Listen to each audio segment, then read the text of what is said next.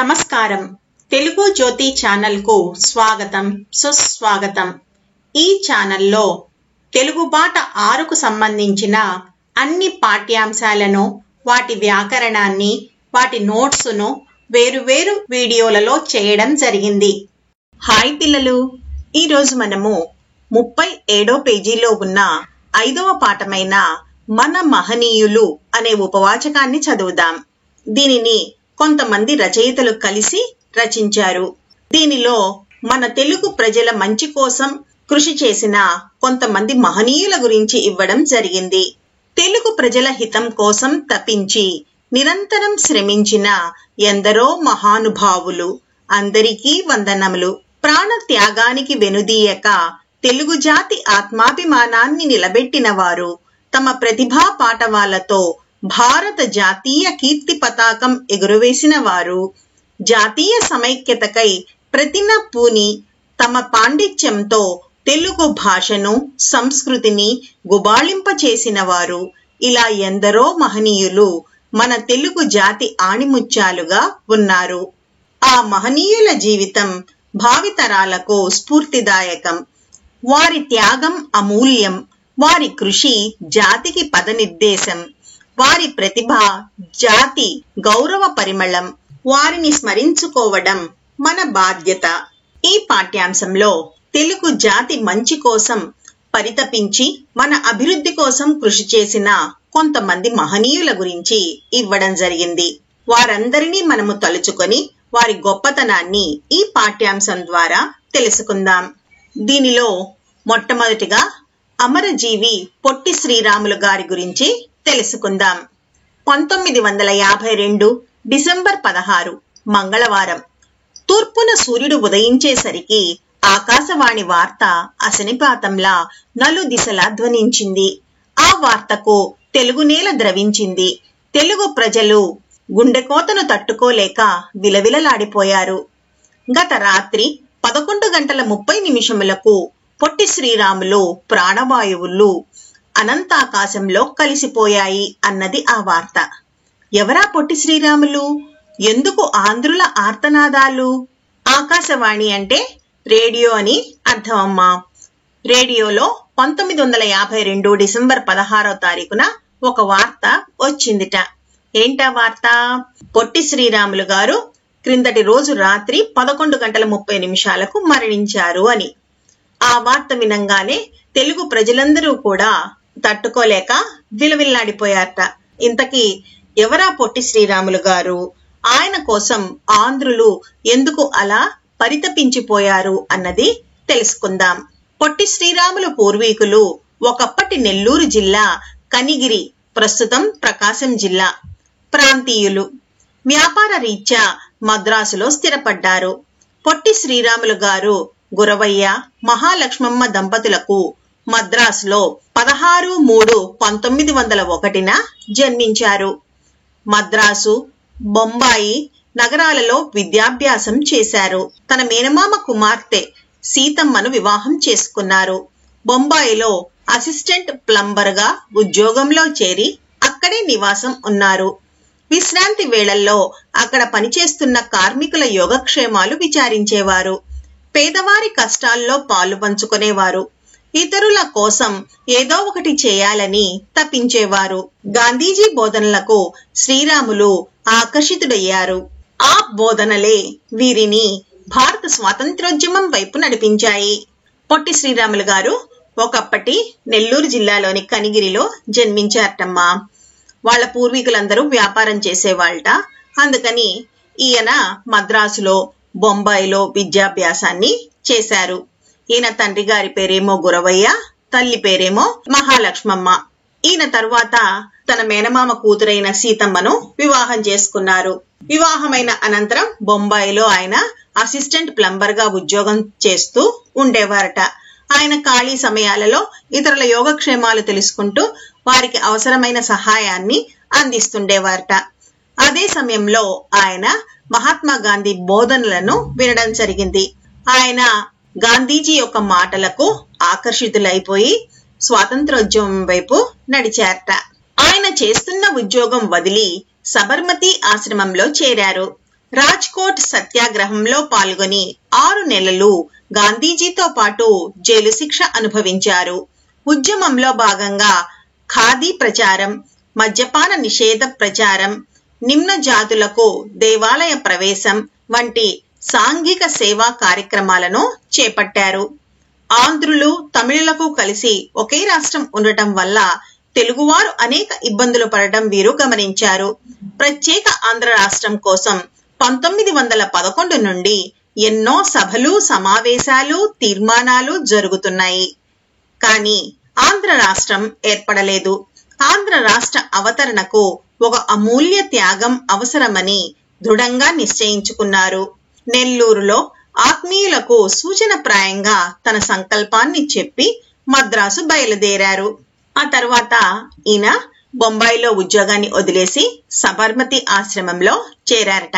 ఈయన రాజ్కోట్ సత్యాగ్రహంలో కూడా పాల్గొని గాంధీజీతో పాటు 6 నెలలు జైలు శిక్ష అనుభవించారు. ఈ ఉద్యమంలో భాగంగా ఖాదీనే ధరించాలి అనేటువంటి ప్రచారాన్ని, మద్యపానాన్ని నిషేధించాలి అని, నిమ్న జాతులకు దేవాలయంలో ప్రవేశం కల్పించాలి అనేటువంటి సాంఘిక సేవా కార్యక్రమాల్లో పాల్గొన్నారట. అప్పట్లో ఆంధ్రులు, తమిళులు కలిసి మద్రాసు ముఖ్య పట్టణంగా ఒకే రాష్ట్రంగా ఉండేదిమాట. వీళ్ళందరూ కలిసి ఉండటం వల్ల ఆంధ్రులు అనేక ఇబ్బందులు పడుతూ ఉండేవాళ్లు. ప్రత్యేక ఆంధ్ర రాష్ట్రం కోసం 1911 నుండి ఎన్నో సభలు, సమావేశాలు, తీర్మానాలు జరిగినప్పటికీ ఆంధ్ర రాష్ట్రం అనేది ఏర్పడలేదు. అందుకని ఈయన ఎట్లా అయినా సరే ఆంధ్ర రాష్ట్రాన్ని ఏర్పాటు చేయాలి అని దృఢంగా నిర్ణయించుకున్నారు.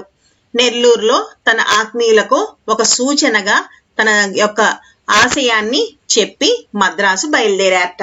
ఆంధ్రులకు ప్రత్యేక రాష్ట్రాన్ని ఏర్పాటు చేస్తూ ప్రకటించే వరకు నా దీక్ష ఆమరణాంతం కొనసాగిస్తాను అని ప్రకటించి 19/10/1952 ఆదివారం శ్రీరాములు ఆమరణ నిరాహార దీక్ష ప్రారంభించారు. ఈయన ఏం చేశారటమ్మా, ఆంధ్రులకు ప్రత్యేక రాష్ట్రం ఏర్పాటు చేసే వరకు కూడా నేను ఆమరణ నిరాహార దీక్ష అంటే ఎటువంటి ఆహారము తీసుకోకుండా దీక్ష చేస్తాను అని ప్రకటించి 19/10/1952 ఆదివారం శ్రీరాములు గారు ఆమరణ నిరాహార దీక్ష ప్రారంభించారట. ఆంధ్ర ప్రాంతమంతా సభలు, సమావేశాలు నిత్యం జరుగుతూనే ఉన్నాయి. ప్రత్యేక ఆంధ్ర రాష్ట్ర ఉద్యమం ఊపందుకుంది. రోజులు గడిచే కొద్దీ వారి ఆరోగ్య పరిస్థితి అంతకంతకు దిగజారింది. సత్యాగ్రహి లేవలేక మాట్లాడలేని స్థితికి వచ్చారు. అయినా ఢిల్లీ ప్రభుత్వం నిమ్మకు నీరెత్తని చందంగా కూర్చుంది. 15/12/1952 రాత్రి 11:30 శ్రీరాములు హృదయస్పందన ఆగిపోయింది. వీరి ప్రాణత్యాగం ఒక దవానలంగా ఆంధ్ర ప్రాంతం అంతటా వ్యాపించింది. ప్రతి ఆంధ్రుడు ఒక అగ్ని కీలకగా మంటసాగాడు. ఆంధ్ర రాష్ట్రం అంతటా హర్తాళ్లు, ఆందోళనలతో అట్టుడికిపోయింది. ఈ మహా జంజామారుతం 3 రోజుల పాటు సాగింది. ఆంధ్ర రాష్ట్రం ఇస్తున్నాం అని నెహ్రూ ప్రకటించే వరకు సాగింది. శ్రీరాములు గారు ఆంధ్రుల చిరకాల స్వప్నం కోసం తన ప్రాణాన్ని తృణప్రాయంగా వదిలేసిన చిరస్మరణీయుడు. 1/10/1953 కర్నూలు రాజధానిగా ఆంధ్ర రాష్ట్రం ఏర్పాటైంది. శ్రీరాములు గారు మన ఆంధ్రులకు అమరజీవి అయ్యారు. ఎప్పుడైతే శ్రీరాములు గారు ఆమరణ నిరాహార దీక్ష మొదలు పెట్టారో అప్పుడు ఆంధ్ర ప్రాంతమంతా కూడా సభలు, సమావేశాలు జరుగుతూ ఉండేవిట. ఆంధ్ర రాష్ట్రం కావాలి అనే ఉద్యమం కూడా బాగా ఊపందుకుంది. కొన్ని రోజులు అయ్యేసరికి ఆయన ఏమీ ఆహారం తీసుకోకపోవటం వల్ల చివరకు లేవలేక మాట్లాడలేని పరిస్థితి కూడా వచ్చిందిట. అయినప్పటికీ కూడా ఢిల్లీ ప్రభుత్వము అసలు ఏమీ పట్టించుకోకుండా కూర్చుందిట. చివరకు ఆయన 15/12/1952 రాత్రి 11:30 మరణించారు. ఆంధ్ర ప్రాంతం అంతటా కూడా ఆయన ప్రాణ త్యాగాన్ని తలుచుకొని అనేక చోట్ల హర్తాళ్లు, ఉద్యమాలు చేయడం జరిగింది. ఈ ఉద్యమాలన్నీ బాగా ఉధృతంగా జరగటంతో 3 రోజుల తర్వాత నెహ్రూ గారు ఆంధ్ర రాష్ట్రం ఇస్తున్నామని ప్రకటించారట. ఈ విధంగా మనకు ఆంధ్ర రాష్ట్రాన్ని అందించటం కోసం తన ప్రాణాన్ని కూడా పొట్టి శ్రీరాములు గారు వదిలేయడం జరిగింది. 1/10/1953లో కర్నూలు రాజధానిగా ఆంధ్ర రాష్ట్రం ఏర్పాటైంది. అందుకే శ్రీరాములు గారు మన ఆంధ్రులకు అమరజీవి అయ్యారు. అమరజీవి అంటే శాశ్వత కీర్తిని కలిగిన వారు అని అర్థము. తెలుగు ప్రజల హితం కోసం పాటుపడిన మరొక మహనీయుడు పింగళి వెంకయ్య గారు. ఈయనే మన జాతీయ జెండాను రూపొందించారు. జాతీయ జెండా రూపశిల్పి పింగళి వెంకయ్య. రివ్వు రివ్వున సాగిపోవు రంగు రంగుల జెండా మన 3 రంగుల జెండా. రివ్వు రివ్వున సాగిపోవు రంగు రంగుల జెండా మన 3 రంగుల జెండా. రండి ఓ బాలలార బండి బయలుదేర ఇక జెండా ఎగురవేయ. రండి ఓ బాలలార బండి బయలుదేర ఇక జెండా ఎగురవేయ అని జెండా పాటలు పాడుతాం కదా. ఆ పతాకం జాతి ఆత్మాభిమానానికి, దేశ సార్వభౌమాధికారానికి చిహ్నం. ఆకాశ వీధిలో జెండా రెపరెపలాడుతూ ఉంటే ప్రతి భారతీయుడి గుండె దేశభక్తితో ఉప్పొంగుతుంది. ఎందరో వీరుల త్యాగం జ్ఞప్తికి వస్తుంది. అంతటి మహనీయత కలిగిన మన జాతీయ పతాక రూపశిల్పి పింగళి వెంకయ్య.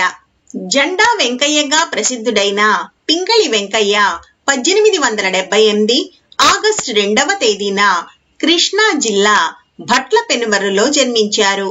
వీరు హైస్కూల్ చదువు పూర్తి చేసిన తరువాత దేశభక్తితో 19 ఏళ్ల వయసులోనే సైన్యంలో చేరారు.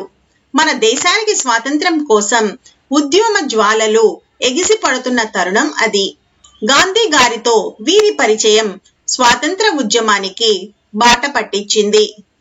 మన జాతీయ జెండా ఆకాశంలో రెపరెపలాడుతూ ఎగురుతూ ఉంటే ప్రతి భారతీయుడి హృదయం కూడా ఎంతో దేశభక్తితో ఉప్పొంగిపోతూ ఉంటుంది. అది మన ఆత్మాభిమానానికి, మన యొక్క సార్వభౌమాధికారాన్ని తెలియచేస్తూ ఉంటుంది.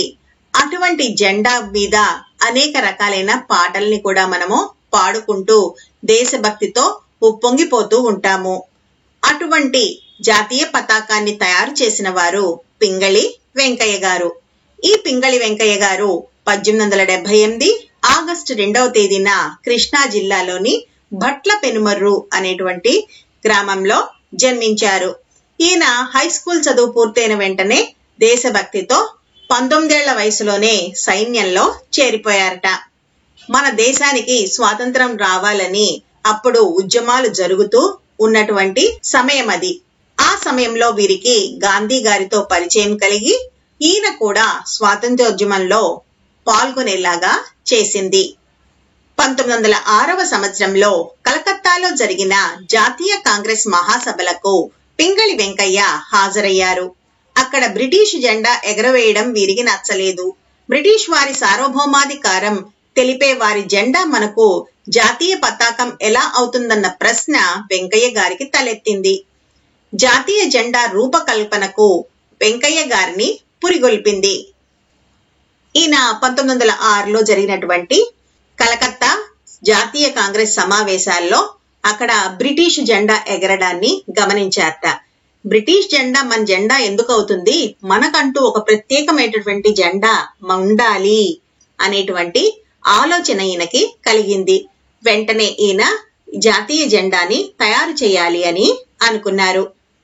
1921వ సంవత్సరంలో విజయవాడలో జరిగిన అఖిల భారతీయ కాంగ్రెస్ సమావేశంలో గాంధీజీ పింగళి వెంకయ్యను జాతీయ పతాకం చిత్రించి ఇవ్వమని అడిగారు.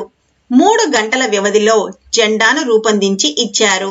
జెండాలో కాషాయ రంగు త్యాగానికి, దేశభక్తికి ప్రతీకగా, తెలుపు రంగు శాంతికి సత్యానికి చిహ్నంగా, ఆకుపచ్చ రంగు సమృద్ధికి నమ్మకానికి గుర్తుగా వీరు త్రివర్ణ పతాకాన్ని రూపొందించారు. ఈ పతాకం మధ్యలో మొదట రాట్నం ఉండేది. తరువాత దాని స్థానంలో అశోక ధర్మచక్రం చేర్చారు. 1921వ సంవత్సరంలో విజయవాడలో అఖిల భారత కాంగ్రెస్ సమావేశం జరిగిందిటమ్మా. అప్పుడు గాంధీ గారు పింగళి వెంకయ్య గారిని ఒక జాతీయ పతాకాన్ని రూపొందించి ఇవ్వమని అడిగారట.